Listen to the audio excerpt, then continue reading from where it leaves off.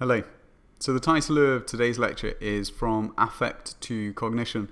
And essentially what that means is we're going to focus on how our emotions and our moods can influence the thoughts that we have. So what cognitions we're having. And if we think about humans as a species, we are generally quite a kind of moody species where our mood can fluctuate from day to day. So you know that feeling where some days you might just wake up and you feel in a very sort of happy, positive mood, you get out the right side of the bed, whereas there's other days that you wake up and you just feel a little bit blue or a little bit kind of negative. And these fluctuations, you can get them on a kind of daily basis, or some individuals kind of greater kind of stability in their moods, and it might just be 1 month you feel a little bit better than maybe you feel the following month. But there's some kind of fluctuation in our moods. And what I want to talk about today is some of the evidence of how our moods can influence our cognitions and our thoughts. And you can see this for one example in how moods can affect our memory. So being in a positive mood can make us much more likely to remember and be able to recall and retrieve positive memories from kind of positive experiences. Moods also influence our helping behaviours, our willingness to help other people. And specifically being in a kind of happy or a positive mood tends to make us much more likely to engage in activities to go out of our way and help others. And finally, moods can also influence our social judgment. So slightly more kind of complex social decisions that we need to make can be quite heavily influenced by our state of mood. And really, there's kind of two views on the influence that mood is likely to have on cognition. So from what I would kind of think of as a kind of classical or traditional perspective is the idea that our emotions and moods cause us to be irrational. And this idea of rationality is not something new. Throughout this course, I've tried to express the perspective that humans are not a particularly rational species. So we don't always make the optimal decision. We don't always make the choice that has the greatest value attached to it. And emotions a lot of the time can be seen as causing us to make poor decisions. So if you think of a time where maybe you've been made to experience a particularly intense emotion such as anger. So if somebody does something to you, or maybe a friend says something to you that's very harsh and very critical, and that makes you experience this strong sense of anger. This can make you think and act in a way that, for example, being aggressive or retaliatory, it can make you respond in a way that is not in your kind of long-term best interests. So in a sense, it can cause you to engage in what's effectively kind of irrational responses. And you even see this in kind of the court of law. You can see that there's an understanding that our emotions can be used to explain and discount people's thoughts and behaviors. So if people find out that there's something known as crimes of passion, where if people find out that their partner, their husband or their wife has been having an affair, and this leads to a very strong, intense emotional response, and then they commit some act of violence against their partner, then there's a sort of dispensation that they're treated more leniently. This is not the case in every country, but there's a lot of countries where that is the case. And there's an understanding there that your emotional response is in some way to blame for the cognitions and the behaviors that you engage in. So that's one side of it, that it leads to these kind of irrational responses. The other argument is that moods serve some kind of fundamental evolutionary function, and they're actually adaptive. So we're going to try and focus on, and this is a perspective that I think is important to understand, we're going to focus on the way that positive and negative moods can shift the way that we think about the world, and the way that we use our kind of processing strategies. In order to maybe focus on the things that are most important at that particular time.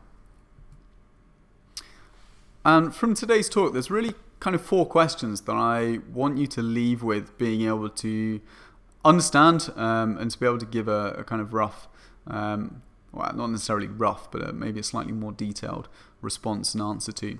The first of these is being able to understand how moods can influence what we think and what we do. So we're going to look at a lot of empirical evidence and empirical research showing the way that moods influence our cognitions.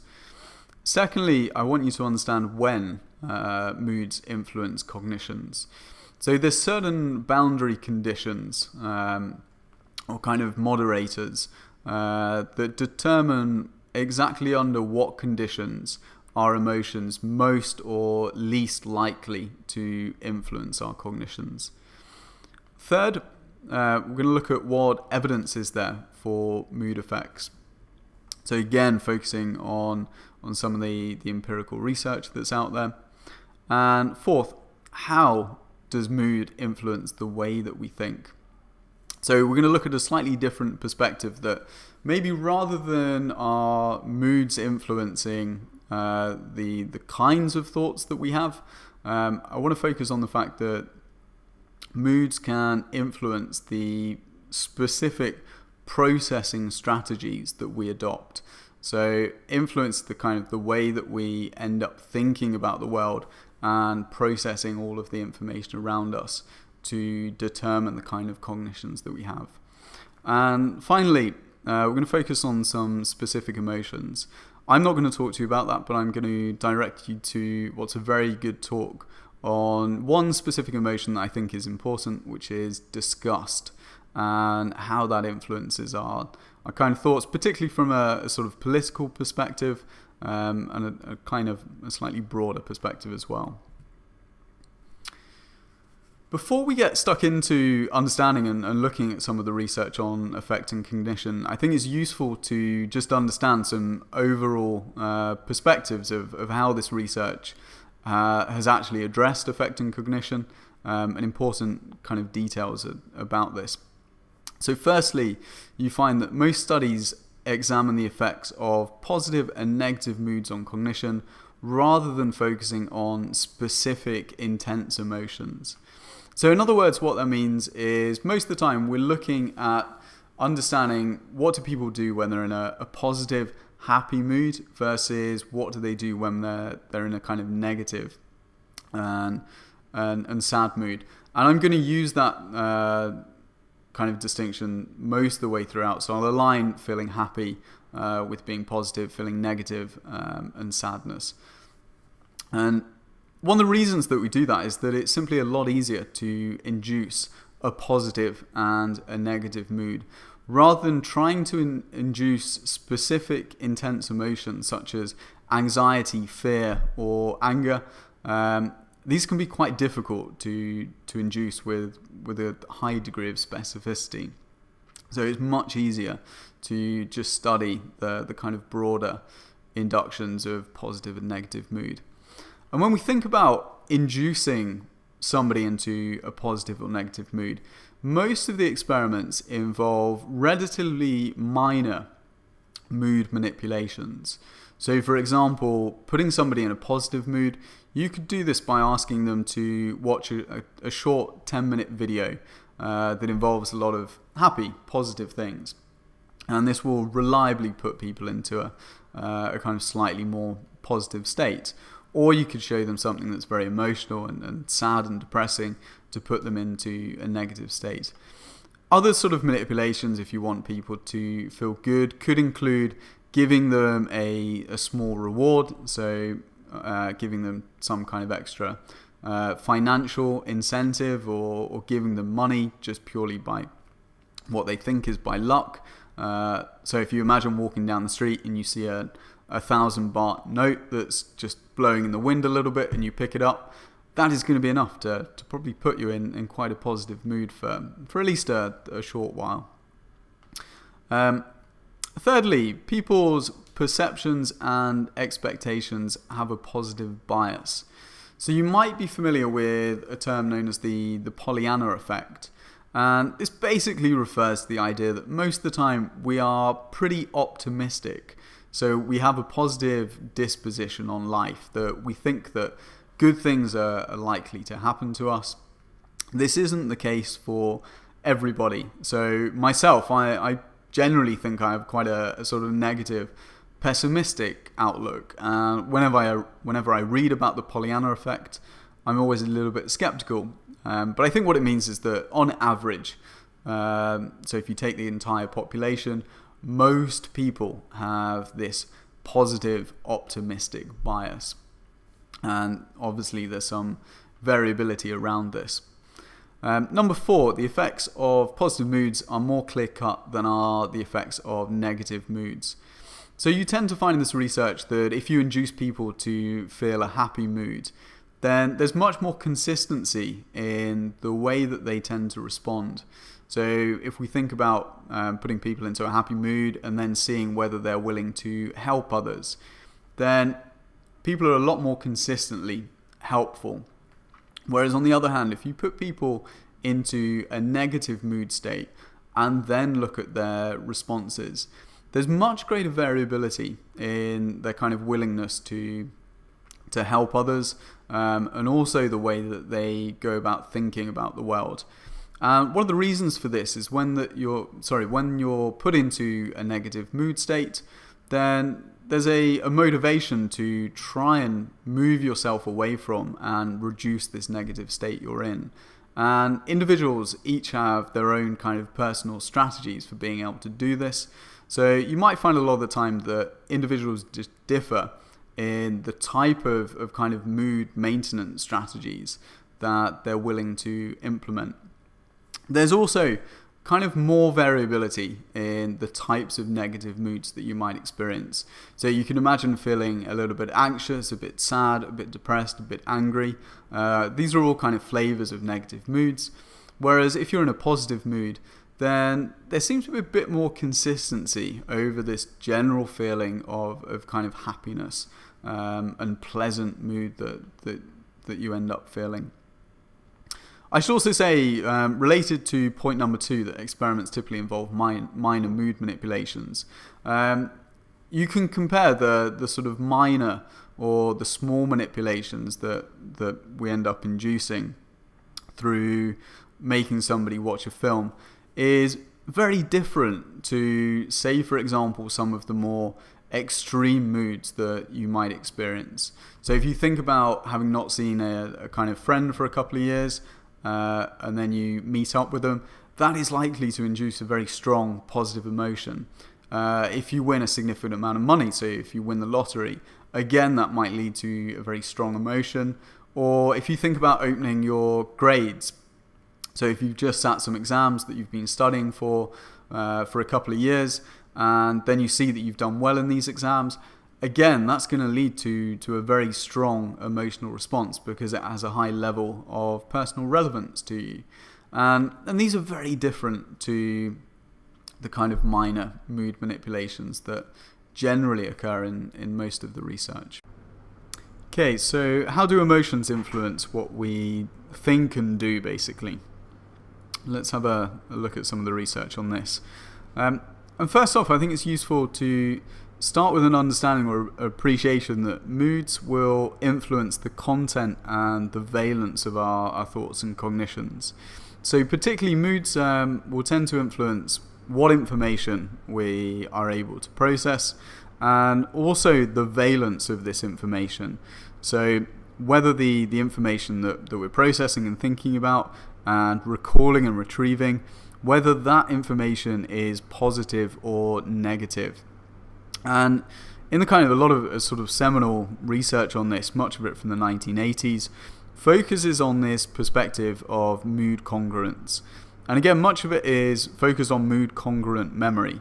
And this is the principle that people much more easily remember material of the same valence as their current mood.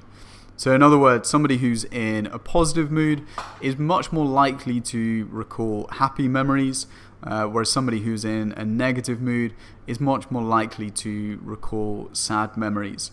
So if I was to put you into a kind of positive mood induction and you watch a short video clip that makes you feel happy, and then I ask you to think about all of the things that happened over the last month, In that positive mood, you are much more likely to then reflect on and be able to retrieve positive, happy memories that have happened. And if we think about some of the explanations for why mood-congruent memory might occur, then some of the early work on this was principally developed by Bauer in the 1980s, based on the associative network models.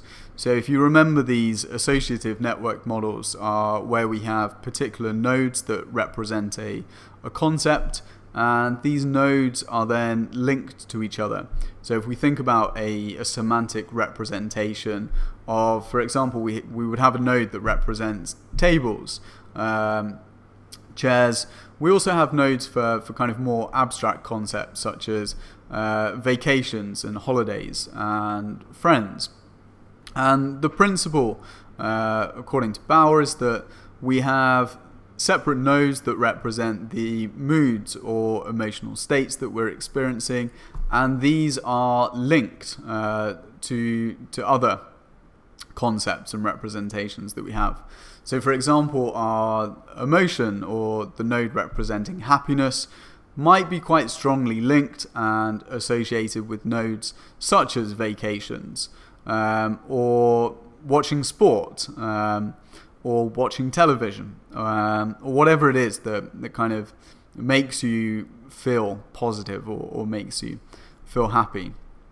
So a particular mood state automatically primes or activates representations linked to that mood.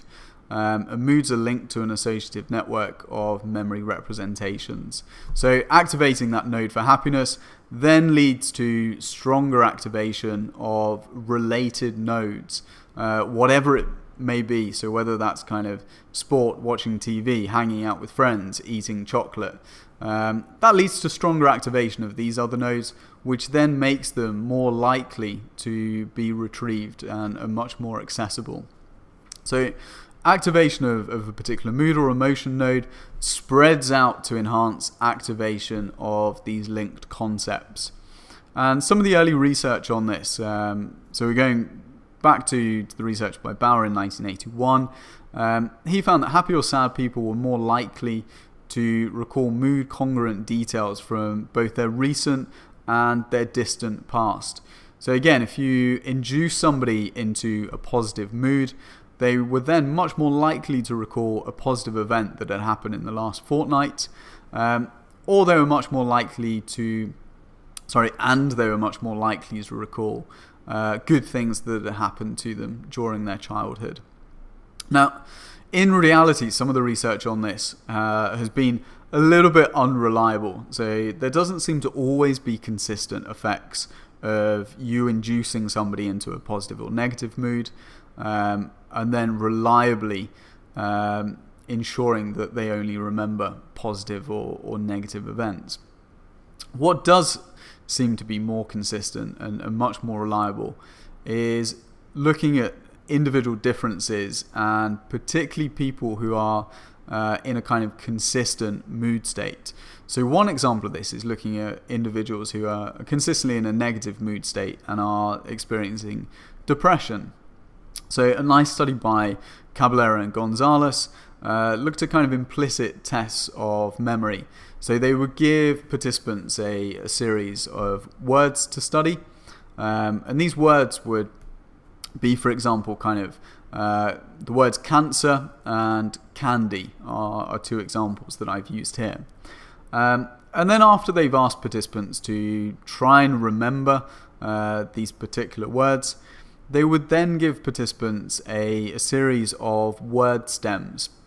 So for example, they would give them the letters C-A-N, and they were asked to recall or retrieve a word that would fill in and that fits that particular word stem that you've been given. And a very reliable effect that you get is that individuals who are depressed are much more likely to complete these word stems with the negative words that they've been given before. So for example, if you can recall cancer and candy and you're feeling depressed, you're much more likely to complete that word stem with the word cancer which is a negative word, as opposed to completing it with the word candy, which has a much more kind of positive valence to it. Okay, an alternative way to understanding the sort of mood congruence effects that you tend to see is through another approach that's referred to as affect as information theory. And this is the idea that our kind of momentary affective cues, so whether that's feeling happy or sad at a particular time, can directly influence our judgments and our kind of evaluations we make of whether we think we like or dislike something. And a lot of the time you can find that people will misattribute these pre-existing mood states as indicative of their actual reaction to an unrelated target. So in other words, we might be asking ourselves this sort of internal question of, how do I feel about something? Well, what is my feeling towards it? Do I feel positively or negatively towards this?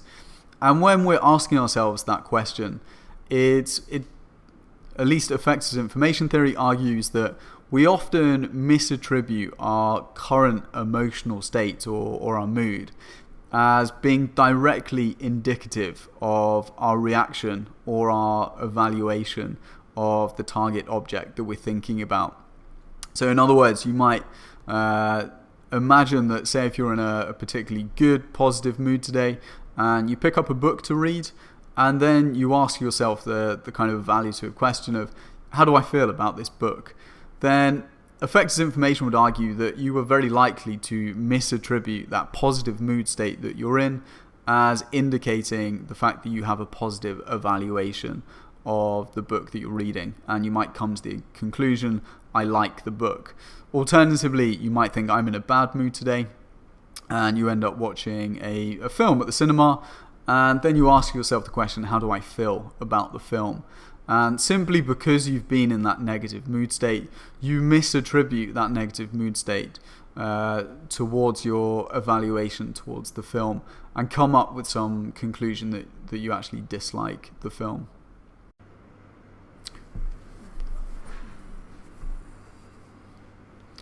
Okay, so if we start to look at some of the evidence for affect as information theory, and this was kind of principally demonstrated in a relatively seminal piece of research by Schwartz and Clore in 1983, entitled Mood Misattribution and Judgments of Well-Being. What they were interested in showing here was that very sort of momentary, short-term positive and negative effect can influence people's responses to their kind of long-term judgments of life satisfaction and happiness. Now, two things are important to realize when you think about the conditions under which affect might influence our judgments. Firstly is the idea that it's most likely, so we're most likely to use our positive and negative mood when we're making decisions that don't have much kind of personal relevance or significance to us. And in this case, the argument is that if you're asking participants, how happy are you? How satisfied are you with your life? These are kind of questions that don't really have that much relevance for you. Yes, it's an important concept, your perception of life satisfaction, but telling a researcher how satisfied or happy you are is not something you would necessarily think about too deeply. A second consideration is that we're most likely to use this positive and negative moods that we're in or misattribute them when we are not kind of consciously or explicitly aware of the influence that they might have on our judgments. So if we think about the study that they did, and there's two studies here, I'm going to focus primarily on the second study, simply because it's A, more interesting, and B, it's received a bit more attention. But in study one, they induced people's positive or negative moods simply by asking participants to provide detailed descriptions of personally relevant happy or sad events. And by doing this, you can reliably make people feel a kind of positive or negative effect. And they found in these cases that inducing people into a happy mood makes them more likely to indicate higher life satisfaction and greater kind of happiness. Now, study 2 used what's kind of a sort of natural mood manipulation.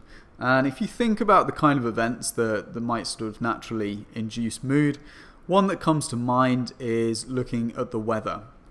Now, within sort of Southeast Asia and the climate that's here, then you tend to get a climate where almost every single day is very hot, and some days it's sunny, some days it's a bit rainy. Most days it's sunny with a little bit of rain. Either way, there's a degree of variability in the weather that probably doesn't influence mood that strongly. In contrast, if you think about within Europe or within the United States, then you have periods and seasons that tend to be a lot more inclement, and there's a lot more kind of rainy, overcast days, whereas the sunny days become a lot more noticeable, and there tends to be a lot more kind of positive mood associated with this sort of slightly rarer sunny periods. So their idea principally was that on rainy days people are more likely to be in a negative mood, whereas on sunny days people are going to be in a sort of happy or positive mood. So they asked a research assistant simply to call people up at home either on a sunny day or a rainy day. And crucially, they made one little manipulation in here of either mentioning the weather at the start of the conversation. So the research assistant might go, "Oh, it's a rainy day today," or would notice that it's a sunny day. And the idea behind this was so that participants would then become aware of the possibility of the weather influencing their particular mood and the judgments that they're making. And they then just asked them a series of questions, a whole variety relating to their life satisfaction. So if we look at the results that they found, and on the graph here, just look at the left-hand side and the y-axis. This is the life satisfaction that goes from 1 up to 10. So this is 10 being kind of greater satisfaction in your life.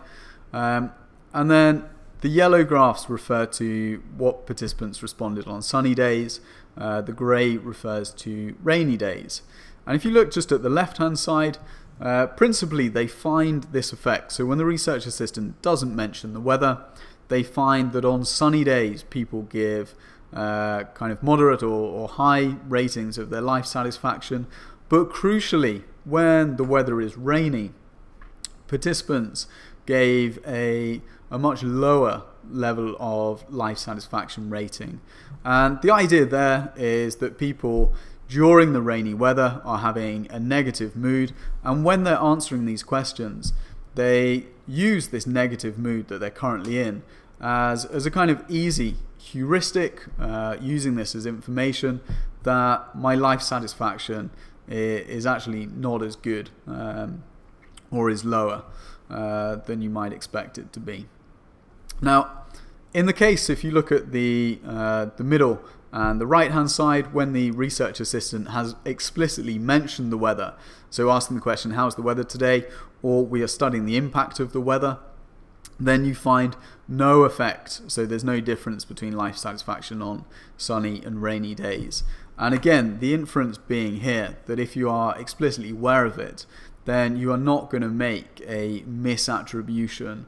So you're not going to, or you're going to correct for the fact that it's raining. This might put me in a negative mood. I'll correct for this when I'm thinking of my life satisfaction. So the Schwartz and Claw study was kind of one of those sort of seminal pieces of research that's been cited nearly 5,000 times in the research literature. And unfortunately, kind of almost with every sort of kind of big study that shows that's not true. It's not with every study. Many studies from the sort of 80s that received a lot of attention has some difficulty in replicating these exact effects. So this is a screenshot from one of the kind of favourite sort of statistics and methods blogs called Data Collider that was trying to examine why this Schwartz and Claw effect didn't replicate. And the study they're talking about here was conducted by a recent paper by Richard Lucas and Nicole Lawless, and they basically examined the association between daily weather conditions and life satisfaction in a representative sample of over 1 million Americans across all 50 states.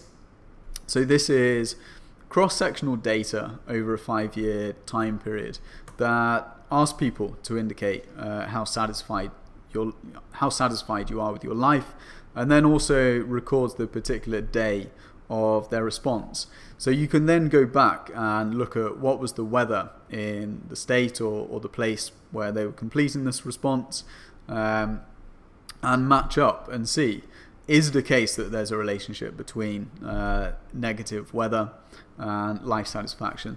And it turns out that despite having over a kind of million people that were filling this in, there doesn't seem to be any reliable relationship between the state of the weather and life satisfaction judgments. So although I think there's times when the effect as information theory is certainly true and relevant, that exact study may not, and the effect of mood may not be the best way of necessarily showing it.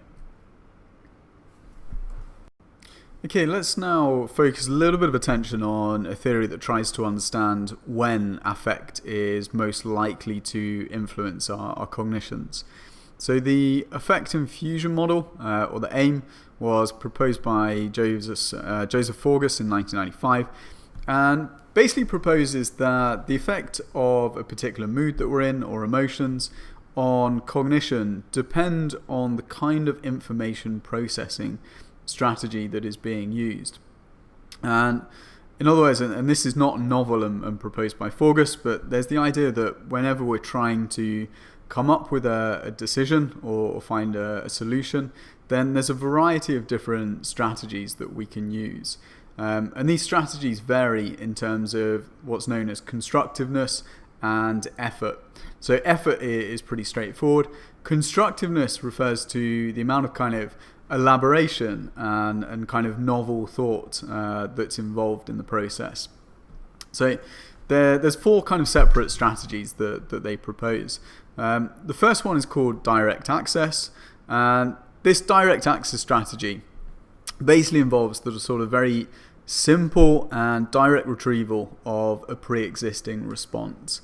So this is where the response is most likely when the task is highly familiar, and there's no reason to engage in a kind of more elaborate thinking process. So for example, if somebody asks you for your friend's address or their telephone number, there's no kind of great cognitive demand on this. You don't need to elaborate on it. You can retrieve this and access it. And emotions are argued to not have much of an influence here. Secondly, we can have what is known as motivated processing. And this kind of strategy involves a relatively kind of effortful, yet for the most part highly kind of selective and targeted thinking that is generally dominated by some kind of motivational objective that you have. For example, if you're writing down directions to your place, then this is a very simple task with a clear goal attached to it, and again, this is where emotion or affect is kind of unlikely to influence the processes that you're engaging in. Thirdly, we have heuristic processing, and this refers to kind of relatively constructive but truncated low effort processing, which might be adopted when our sort of time and personal resources such as motivation, interest, attention and working memory capacity are scarce. So for example, if your friend has just bought a new car or a scooter, then evaluating the quality of that scooter is something that might involve a kind of relatively heuristic processing thing. And this is where Forgas will argue that the kind of affectors information, so using your current mood to determine how you feel about your friend's car or scooter might be relevant here. Finally, we have what's known as substantive processing, and this involves both high effort and open constructive thinking, and is used whenever the task is demanding, and particularly when there's no kind of ready-made direct access. So when you don't have an immediate response that comes to mind, or motivational goals there that are kind of guiding the entire process. And substantive processing is most likely to produce affect infusion, as mood may selectively prime or enhance the accessibility of mood congruent thoughts or memories. And we can kind of understand what factors predict what level of processing we're likely to engage in. So there's a variety of kind of aspects related to the stimuli, which on here are indicated by the kind of sort of pink, purple, mauve colour. There's aspects of the situation and aspects of the judge or ourselves, our own kind of internal motivations that can influence what type of processing strategy we use. And this was a kind of like a flowchart presented by Forgus, where we might ask ourselves particular questions about the situation and the target and ourselves to basically step through and determine how we're likely to process. So we might first of all consider whether we have a detailed and extensive information about the target already. So then we might ask if the decision has no or little personal relevance. So if it's familiar and it's got no personal relevance, then we're likely to process that through a relatively kind of basic direct access strategy. So it's not important, we've already got a solution, let's process it rather superficially. Number 3 relates to our motivation. Do we have a strong pre-existing motivation that guides our decision processes? If the answer is yes to that, then we're going to engage in some kind of goal-directed, motivated processing strategy. Now, if the answer is no, we might then consider the typicality of the target. So if it's something that is unusual or atypical, this is going to recruit more extensive processing strategies. Whereas if it's a relatively kind of simple, typical target, so something you encounter on a daily basis, then we can use heuristics and relatively simple judgments to come up with a decision. Then we ask ourselves, do we have the cognitive capacity to attend to the judgment? If the answer is no, we don't have the resources, then we might use a kind of heuristic processing strategy to come up with a choice. Then we think about our affective state. And again, for all of these, we're not kind of consciously doing it, but these are just subtle processes that influence which information processing strategy would use. So when we're in a good mood, we will typically, I'm going to argue this might not be the case, but this is Forgus's idea. In a good mood, we might process information more shallowly, leading to heuristic processing. And then we consider what kind of motivation accuracy do we have? Do we care about being correct in our judgment or not? So in other words, you might think, are you accountable for your judgment later on? And if you are accountable, then you're likely to engage in substantive processing strategies and really kind of elaborately think about it. Whereas if you're not accountable, you might be more willing to use a kind of heuristic strategy. And again, for all of these, there's situational factors that can also exert some influence. I don't want you to worry about any of these kind of aspects of the stimuli or our own kind of personal motivations. The one key take-home that I want you to understand from the affect infusion model is that these little influences determine whether we use kind of direct access or motivated processing. And in these cases, Forgus argues that there is no influence of emotional processes there.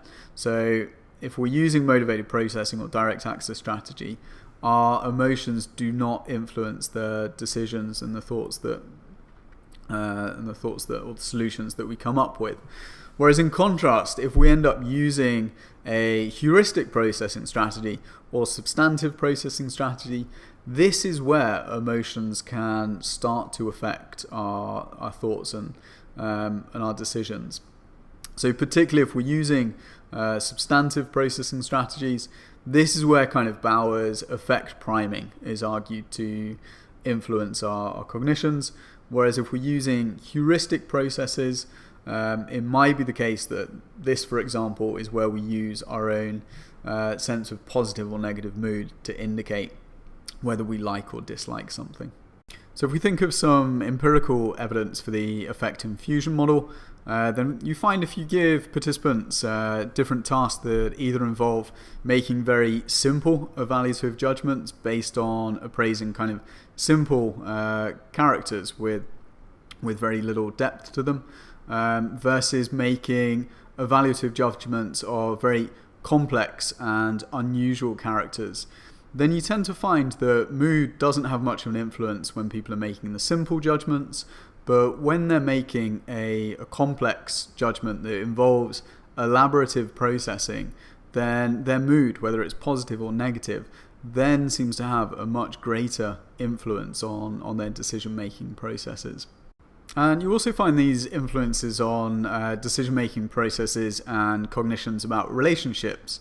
So for example, if you ask individuals to think about either very simple versus complex aspects of their relationship, again, mood seems to have a much stronger effect on the complex issues. So if I asked you to tell me how long have you been in a relationship with your romantic partner, then coming up with the answer to this is relatively simple, goal-directed. Your mood is not going to influence the response that you give to this. Whereas if I asked you, how do you think your partner really feels about you? Do you think this is a kind of suitable long-term relationship that you envisage in 5 years' time still being there? Then these sort of questions that involve a lot more complex, elaborative processing, it's here where your current mood state and level of affect is likely to have more of an influence on your cognitions and decision making. Okay, let's turn our attention now to some of the literature that looks at the effect of mood on particular types of cognitions and behaviours. And specifically, I want to start with looking at probably one of the most well-studied pieces of research, which is considering the role of positive affect, so feeling happy, on the willingness to help other people. And just as a kind of recap, the sort of process that is argued in this research that leads from kind of initial stimuli to behaviours would involve kind of presenting some sort of positive stimuli designed to induce a positive mood. That stimuli can be as simple as kind of finding a coin, listening to a nice piece of music, or the smell of a kind of pleasant fragrance, such as one example is kind of roasting coffee. And this is argued to lead to a kind of positive effect or happy emotional state. And then through some kind of mechanism, and we'll come on to these later, this leads to a helping behavior or a willingness to help. And the kind of helping behaviors involve agreeing to change money for somebody, retrieving a pen, mailing a letter that's been left, donating blood, or volunteering your time for charity. And if we look at one of the sort of classic pieces of research on mood and helping, this was originally done by Eisen and Levin, and it's colloquially become known as the sort of DIME study. And this is something I may have presented to you before. So this is a field study where participants are not explicitly aware that they're taking part in a psychology experiment, and the experimenters have either placed a dime or not placed a dime in the coin return section of a public payphone. So participants would go and use the payphone, and at the end of their phone call, when they went down to the coin collect slot, they would either find money there or potentially not find some extra money. And what they would then do is have this Confederate walk past them heading in the same direction as they were, and drop a stack of papers that they were carrying. And they were interested in then of whether the people who had gained that dime and were potentially in a kind of good mood, would they be more likely to help the person pick up the papers that they've just dropped? And they found relatively striking results from this. So for the people that didn't find a dime and presumably weren't in any kind of state of positive effect, only one person out of 25 decided to help the Confederate. In contrast, for those that had found the dime and were presumably in a kind of state of kind of positive mood, 14 out of the 16 decided to help the Confederate. So a pretty staggering, huge effect here. And they followed up, the same research team a few years later, attempting to kind of clarify and extend these findings, doing a very similar study here. So again, they were trying to induce positive effect through the kind of small, opportune finding of money. So again, leaving a dime in the coin return of a public telephone. I mean, if this manipulation worked so well last time, why not do it again? And this time their dependent measure was a little bit different. So instead of a Confederate picking up paper, they had somebody accidentally leave an envelope with an address on it. And it doesn't matter for the sake of the results here, but in some conditions this envelope had a stamp on it, other times it didn't have a stamp on it. And they were just interested whether the participants would then, if they'd found a dime, would they be more likely to show some kind of pro-social behaviour or some kind of extra helping behaviour by then mailing that letter. So what did they find? If we look at the top row that's on here, what did the people who found a dime do? So those that found a dime, 6 of them mailed the letter that they saw, and 3 of them couldn't be bothered and didn't mail the letter. So again, there's 2/3 of the participants here are showing some kind of pro-social helping behaviour. In contrast, for those that did not find a time, so the kind of control condition, only 1 of those could be bothered to mail the letter, whereas 9 of them didn't. So a kind of clear effect there that they don't seem to be helping very much. I think this is a good point to probably pause the video and think if you can come up with any criticisms or reasons to maybe doubt some of the effects of Levine and Eisen. Let's pause it now and think of those before I move on to the next one. So one of the things that I would have liked you to have thought of is to look at the sample sizes that are involved in those studies, and they're kind of staggeringly small. So there's only a handful of people that were taking part in those field studies, and this is kind of reflecting the fact that social psychologists had a lot of problems in replicating the dime study, or certainly the results from this.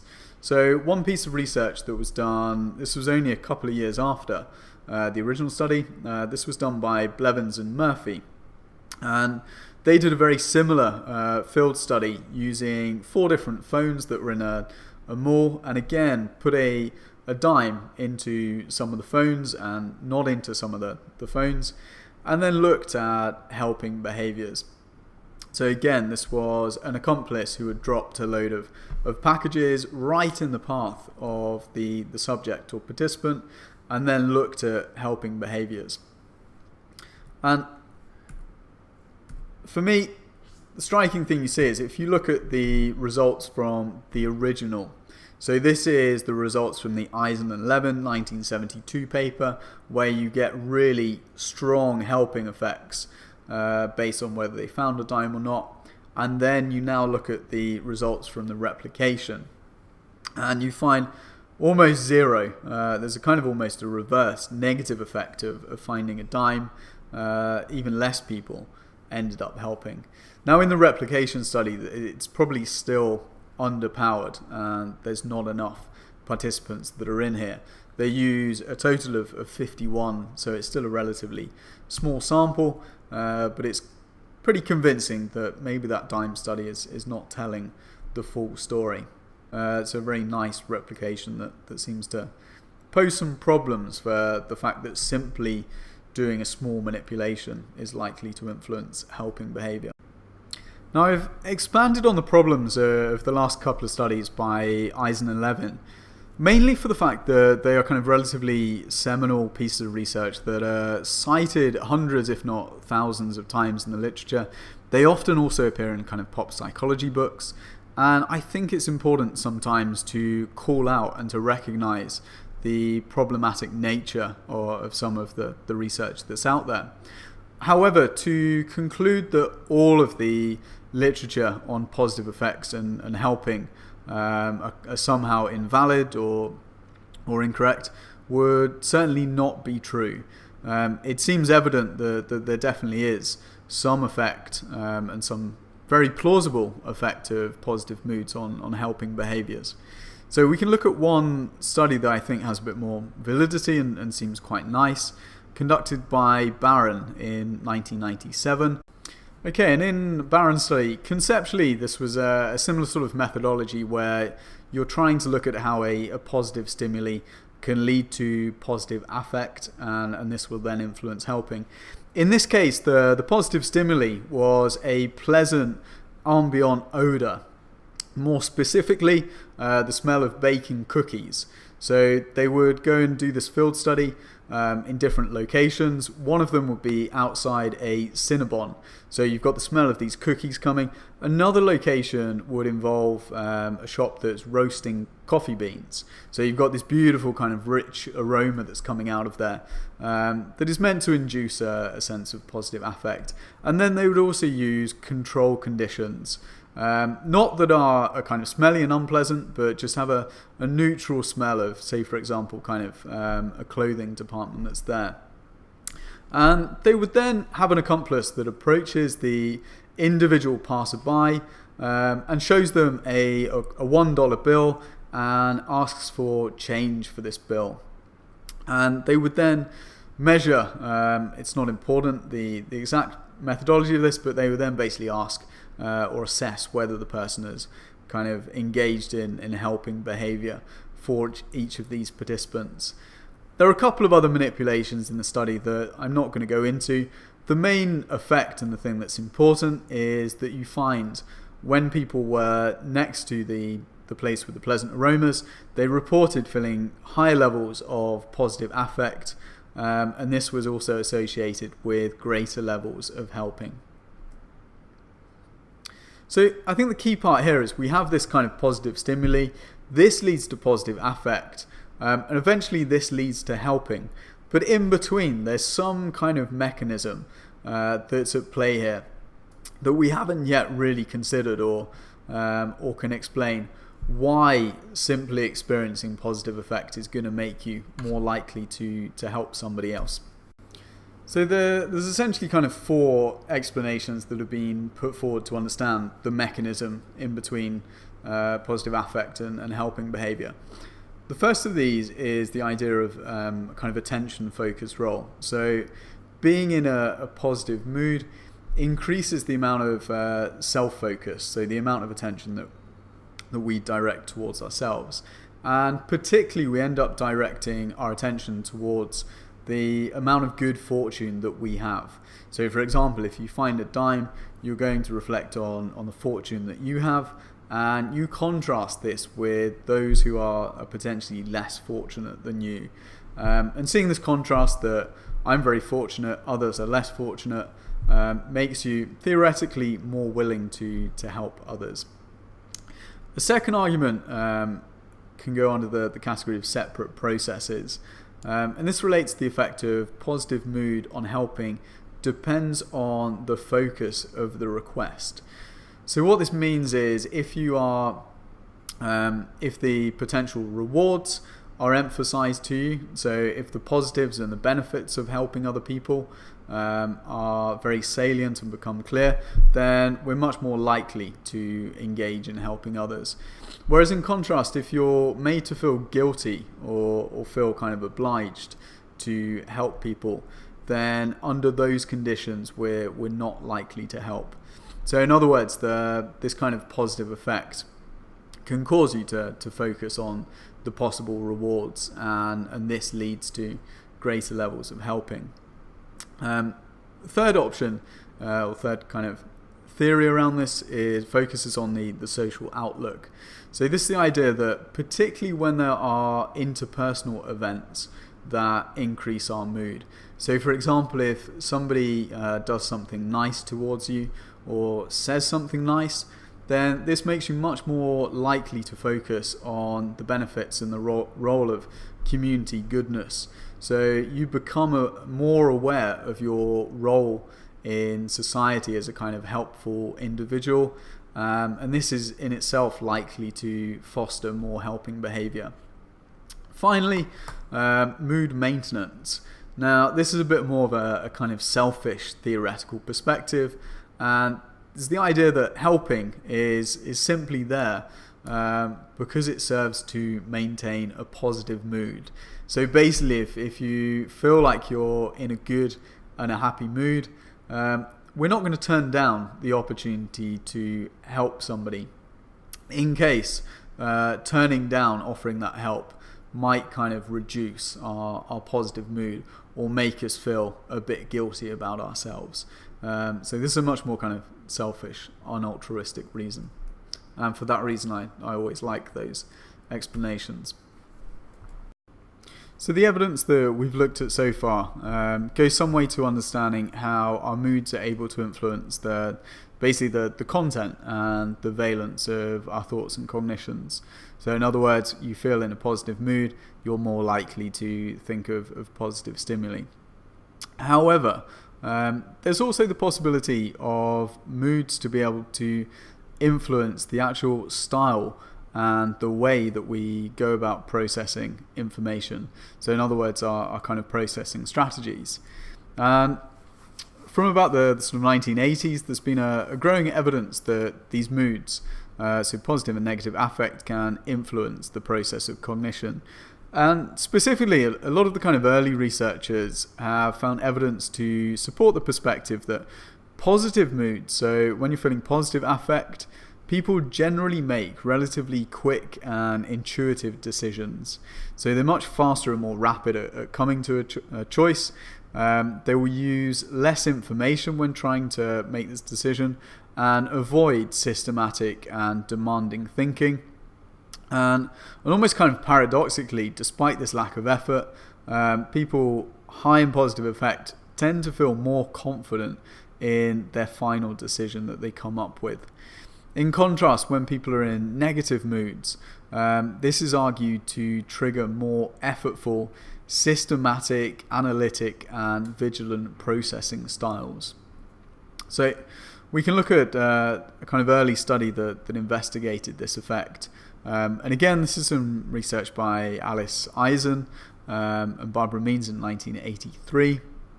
And this study investigated the influence of positive feeling states on the decision-making process involved in choosing one alternative from among a group of items. So basically in this task, what they were doing to induce positive effect was giving participants some kind of false feedback about their performance. So participants would do principally a kind of perceptual motor skill task or a variety of perceptual motor tasks. And then the experimenters told them at the end, they looked at their scores and gave them false feedback that, hey, your performance on these is like in the top 3%, basically. So participants are told that they're kind of like the elite level of performance. And this it's a pretty effective way of making you feel positive affect. You feel good about yourself. And you also often readily believe it. There's not many people that will turn around and disagree that they're not one of the kind of elite level. And the dependent variable then was the time that it took people to decide and pick one of 6 cars that they would select as the best possible option to purchase. So they were given this very detailed information about 6 very different cars, and then were left with effectively as long as they want to come to a decision of which of these cars do you think is the best one. And they were simply interested in how much time do people take to make this decision. And in a control condition, so this is where participants are not given false feedback, so they just get kind of average or neutral feedback of their performance, then participants took nearly 20 minutes or 1,200 seconds in order to decide on the best car. In contrast, when participants were induced to feel in this good mood and have positive effect, then they took almost half the time, so much quicker in coming up with their decision. And it also led to a kind of greater level of satisfaction. And I haven't included it here, but when you look at the style of their decision making, there's also some evidence there that they use kind of much more simplistic decision making techniques, so kind of less analytic, not analysing every possible variable.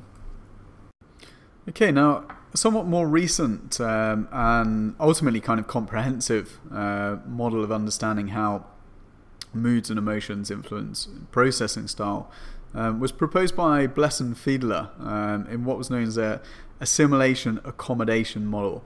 And principally, they make the argument that a fundamental evolutionary significance of having positive and negative affective states is not to do with regulating the amount of processing effort that we put in. So it's not a case that when we're happy we put in a little effort and when we're sad we put in lots of effort, but instead it's to trigger equally effortful but qualitatively, so categorically different processing styles. And you can think of assimilation as being equivalent with where we would impose our internalized structures on the world. Another way of thinking about this is assimilation would involve kind of top-down processing. So we have an existing model and an impression of what we expect to occur, and we impose that on the incoming information. Alternatively, accommodation means to modify internal structures in accordance with external constraints. So it's the equivalent of kind of thinking about bottom-up processing. So having the information processing that, all of the information that we receive, and having that update our own kind of top-down expectations or whatever internal model that we've built up previously. And the influence of mood here is that positive mood would indicate that the situation or environment that you're in is effectively safe. It's safe, it's familiar, and our existing knowledge can be relied upon. So this is where we use assimilation and we impose our own kind of internal structures, our own heuristics, and our models of the world. In contrast, negative mood functions more like a kind of alarm signal, indicating that whatever situation we're in, it's unsafe, it's potentially unfamiliar, and what we need to do then is have careful monitoring of all of this new external information. So we pay attention to everything in the environment in a lot more detail. Now, Blesser and Fiedler's assimilation accommodation model also makes for some rather kind of counterintuitive and interesting theoretical predictions, and particularly to the extent where positive and negative moods can both be related to advantageous processing styles depending on the particular context, and specifically the fact that sadness is a negative emotion that is most of the time not seen like it could be beneficial in many domains. But if it's something that functions as a kind of unconscious alarm signal that we need to pay greater attention to the environment. So it could be the case that sadness leads us to be more careful and also to deliberate longer over decisions that we're making. So in other words, we don't just rush in straight away. It's also the case that we're more likely to focus on the specific details and sometimes kind of neglect the bigger picture, which again, depending on the task, can be a very important function. So we're going to review some of the literature, effectively looking at the benefits of sadness and why it can be good for you at times. So in one nice example of a study, Ferguson and colleagues in 2009 were looking at the influence of weather-induced mood states. So similarly, the kind of rain would lead to negative mood states, sunny days lead to positive mood states. And they were interested in the effect of weather-induced mood states on individuals' memory. And particularly based on the idea that if negative mood states lead to a kind of more attentive, assimilative processing strategy, then individuals should pay more attention to the surrounding environment and therefore should have better recall of items that they've encountered. In contrast, if people are in a positive mood, they should use a more kind of open, accommodative style of processing and would be less likely to notice or be able to recall items that they've experienced. And again, this was kind of along the same conceptual lines of the previous unobtrusive field studies, where they had participants go into a shop on either rainy or sunny days, and on the counter where these participants were paying for their shopping, they had a series of, I think it was 10 unusual objects. So these were kind of other words like little trinkets and kind of weird items that were on there. And then when participants came out of the shop, they were asked to recall whether they had seen any of these items. So what did they find? Well, in the first condition, the first question, they asked these participants that were coming out, there were a number of items that were on the counter. Can you please name as many of them as possible? And the main effect that you get here is that individuals who were in a negative mood, so this is on the left-hand side, the black bars that are on there. On the right-hand side of the figure 1, you see they were able to recall significantly more items than individuals who were in the kind of positive mood on a sunny day. In figure 2, on the right-hand side of the page, they then asked participants to go through a list of the actual items, and with them basically, so this list contained items that were actually there on the counter and also what are known as foils. So basically fake items that are presented to them that didn't appear on the counter. And they then looked at whether people were able to recall, or how many of the items were people able to recognize and recall accurately. And again, you get a strong sort of recognition effect that individuals who are in a negative mood were better at their ability to recall these. So this is some kind of quite nice field evidence that, at least for kind of memory-based problems, that sadness can be an effective strategy for making you pay attention to the surroundings and the world around you, and to be able to recall them more effectively. So there's also evidence that sadness is effective in being able to improve the accuracy of some of our judgments, and specifically because it's able to reduce some of the biases and distortions that we might sometimes show. So there was a study by Ferguson and colleagues in 2011 that investigated the effect of mood on the primacy effect. And basically the primacy effect is something you should be familiar with already, but it's the idea that when we're presented with information, then we typically tend to weight a lot of evidence on the very first piece of information that's presented to us. So in this case, if you imagine hearing two pieces of information about a character called Jim, one piece of information is presented to you in a paragraph, and it describes Jim as being highly extroverted. So you read this paragraph about Jim being extroverted, and then you read a paragraph that describes Jim as being introverted. Now, the primacy effect is the idea that when you're then asked what Jim's character is like, you are more likely to describe him as being extroverted because you heard that information first off.